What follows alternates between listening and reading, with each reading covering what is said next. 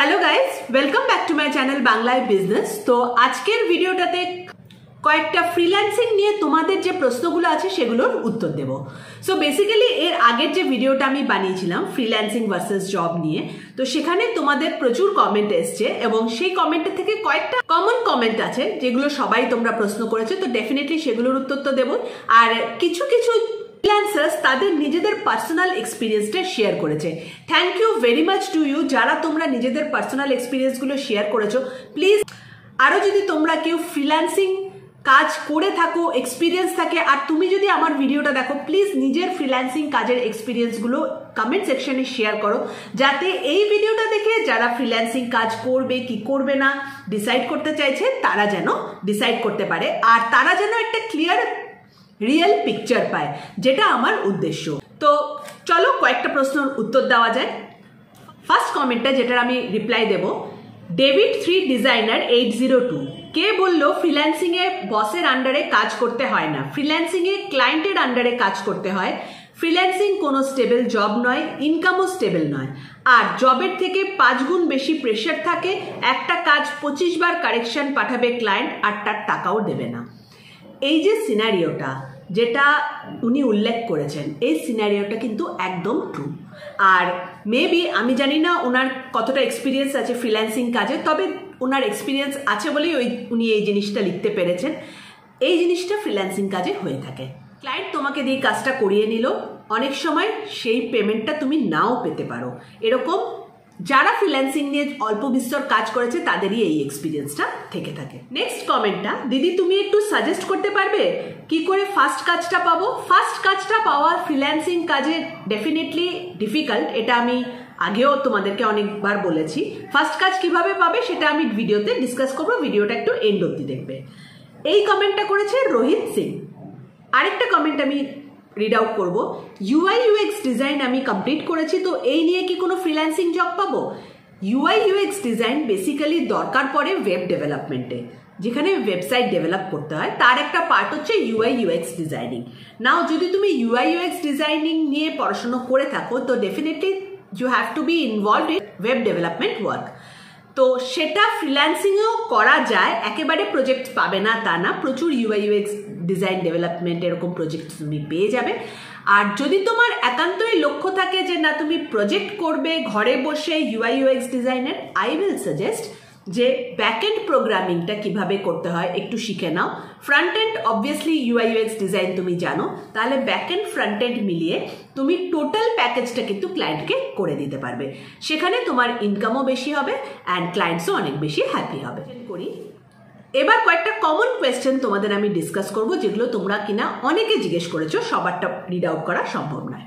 First, freelancing কাজটা কোথা থেকে পাবো? দেখো, প্রথম যে ফ্রিল্যান্সিং কাজটা তুমি পাবে সেটা তোমাকে জোগাড় করে দেবে কিন্তু তোমার কোনো ফ্রেন্ড হোক, কলিগস হোক, তোমার কোনো মেন্টর হোক, বা যেখান থেকে তুমি ফ্রিল্যান্সিং এর স্কিল সেটটা শিখেছো তারা। এটা হচ্ছে ইজিয়েস্ট ওয়ে, যে তারা তোমাকে ফার্স্ট ওয়ার্কটা জোগাড় করে দিল, সবচেয়ে ভালো হয়। নেক্সট, যে ইনস্টিটিউট থেকে তুমি কোর্স করছো তারা একটা প্রজেক্ট করায়, তো সেই প্রজেক্টটা তুমি যেই কোম্পানির হয়ে করবে, যে ইনস্টিটিউটের হয়ে করবে, অনেক সময় তারাই কিন্তু প্রচুর ফ্রিল্যান্সিং ওয়ার্ক তোমাকে দিয়ে দেবে, তো সেখান থেকে তুমি ফার্স্ট ব্রেকটা পেতে পারো। তাছাড়া যেটা তুমি করতে পারো, অফকোর্স লিঙ্কডইন, ফেসবুক, ইনস্টাগ্রাম এইসব জায়গায় নিজের পোর্টফোলিও আপডেট করতে পারো, নিজের কাজগুলোকে শোকেস করতে পারো। ফ্রিল্যান্সিং তুমি যেই ফিল্ডে করছো সেগুলো যদি ডিজিটাল মার্কেটিং হয়, ভিডিও এডিটিং হয়, কন্টেন্ট ক্রিয়েশন রিগার্ডিং এনিথিং যদি হয়, এসইও হতে পারে, anything digital marketing, content creation এই রিলেটেড যদি কিছু হয়, তাহলে সেই কাজগুলোকে তোমাকে ইনস্টাগ্রাম বলো, ফেসবুক বলো, ইউটিউব বলো, Instagram is the best place. সেখানে তুমি যদি ভালো করে ডিসপ্লে করতে পারো একটা প্রোফাইল বানিয়ে, জাস্ট লাইক এ পোর্টফোলিও, সেখান থেকে কিন্তু তুমি প্রচুর কাজ জেনারেট করতে পারবে। এটা ছাড়া অফকোর্স যে ফ্রিল্যান্সিং ওয়েবসাইটসগুলো আছে, ফাইবার আছে, আপওয়ার্ক আছে, আরও অনেক নতুন ওয়েবসাইটস যেগুলো এসছে। তবে হ্যাঁ, এই জায়গাতে ইনকাম খুব বেশি করা যায় না ফ্রিল্যান্সিং ওয়েবসাইটে, কেননা ফ্রিল্যান্সিং ওয়েবসাইট তারাও কিন্তু একটা কমিশন রাখে।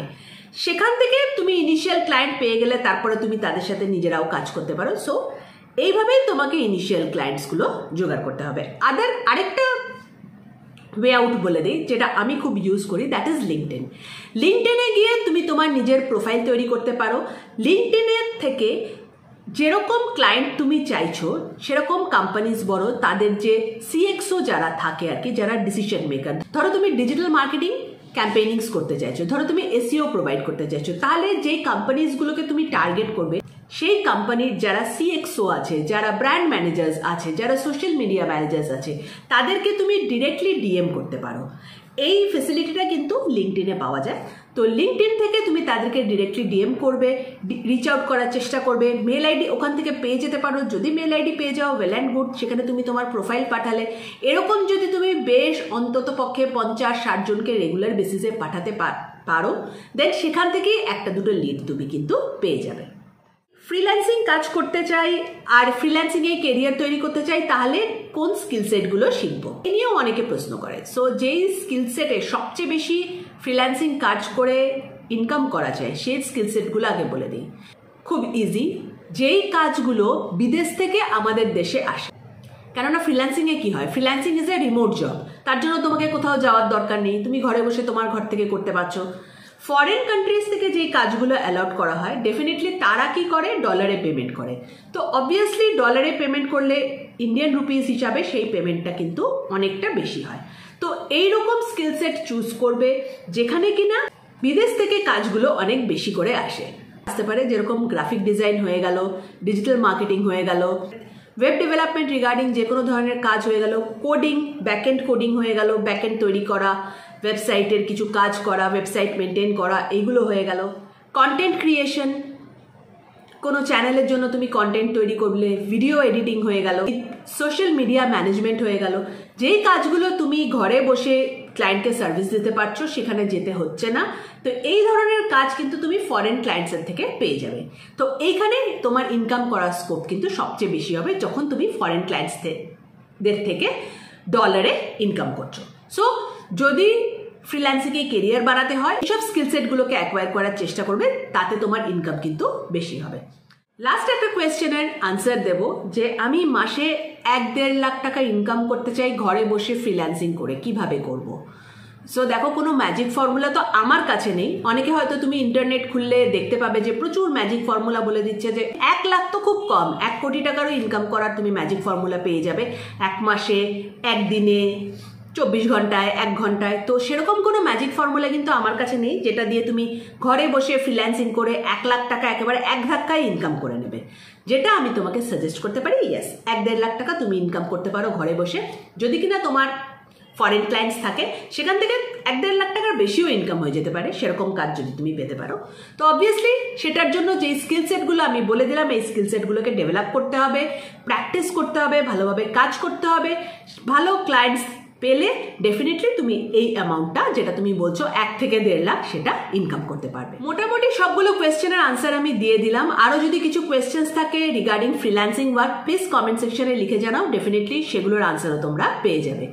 আর যারা ফ্রিল্যান্সাররা আছো, আমার ভিডিওটাকে দেখছো, তোমাদের নিজেদের পার্সোনাল এক্সপিরিয়েন্সগুলো একটু কমেন্ট সেকশনে শেয়ার করবে, এতে আমারও হেল্প হয়।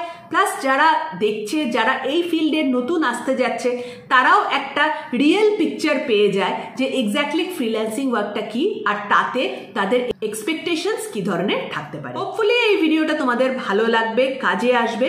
যদি সেরকমটা মনে হয়, ভিডিওটাকে নিজেদের ফ্রেন্ডসদের সাথে শেয়ার করবে। Thank you for watching, bye by.